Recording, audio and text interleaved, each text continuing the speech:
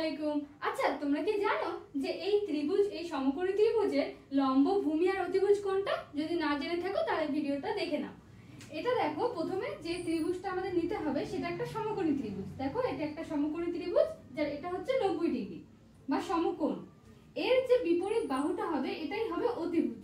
ঠিক আছে, এটা হচ্ছে অতিভুজ।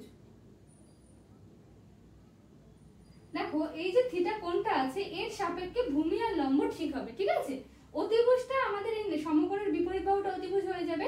থিটা কোণ এটা থাক আর এটা থাক, সেটা কোনো ব্যাপার নয়। ঠিক আছে, এই থিটা কোণের যে অপোজিট, যে এই থিটা যে কোণটা আছে এর যে অপোজিট বাহু সেটা হয়ে যাবে লম্ব। এই থিটা কোণটা কি এই দুটো বাহু দিয়ে তৈরি হচ্ছে, এর অপোজিট বাহু কোণটা এটা, এটা হয়ে যাবে লম্ব।